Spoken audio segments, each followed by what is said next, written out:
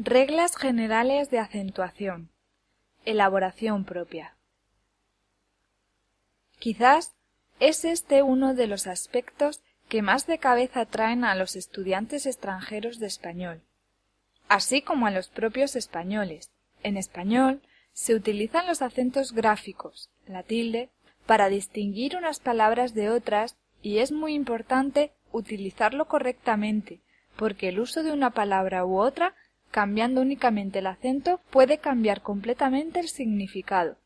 Por ejemplo, no es lo mismo el poeta llora por la pérdida de su amada que el poeta llora por la pérdida de su amada. En el primer caso, la amada ha dejado al poeta o ha muerto. En el segundo caso, la amada es una cabeza loca que anda con unos y con otros. Por lo tanto, empleémonos en el estudio de los acentos y en este primer capítulo veremos las reglas generales de acentuación. Antes de estudiar el acento gráfico, el que queda reflejado por escrito con una tilde, debemos decir que se entiende por acento el lugar de la palabra con mayor intensidad de voz. Así, todas las palabras tienen un acento, que se denomina acento prosódico. Por ejemplo, distinguir lleva el acento en la última sílaba. Dis, tin, gir. No puede llevarlo en ninguna de las otras dos porque daría lugar a palabras que no existen. Distinguir o distinguir. La sílaba que recibe el acento prosódico se llama sílaba tónica. Sin embargo, otras veces sí que existen las palabras resultantes de cambiar el acento de lugar. Por ejemplo, cántara, cantara y cantará. La primera es una vasija. Tanto va la cántara a la fuente que termina por romperse. La segunda es una forma subjuntiva del verbo cantar. Querría que Julio Iglesias cantara en mi fiesta de cumpleaños, pero creo que va a ser imposible. Y la tercera es el futuro de indicativo del verbo cantar.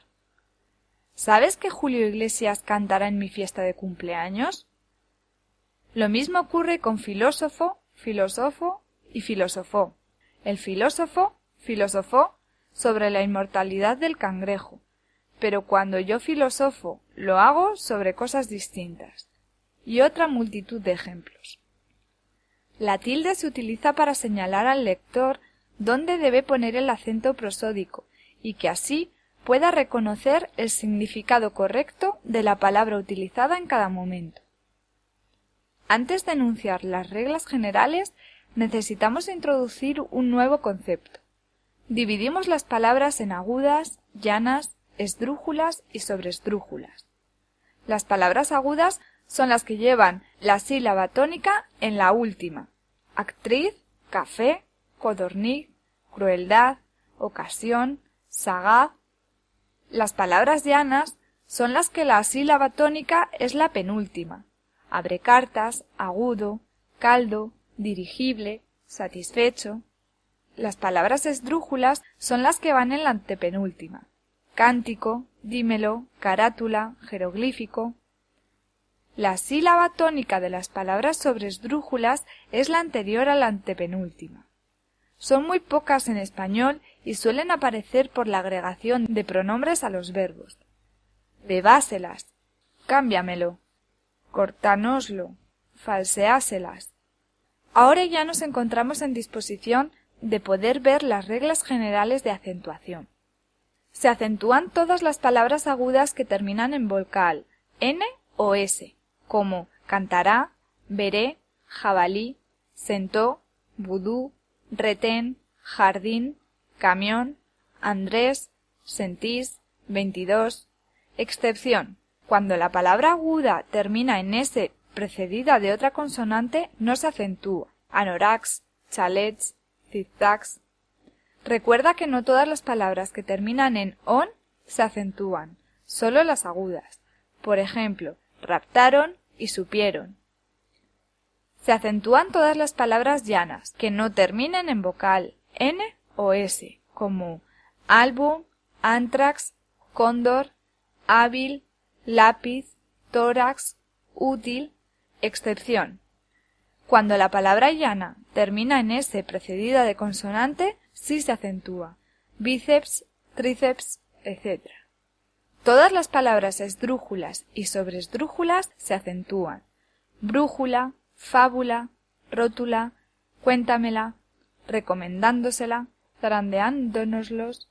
Las reglas de acentuación son válidas para nombres propios, Luis, Martín, José, y nombres en mayúscula, Andrés, lápiz, etc.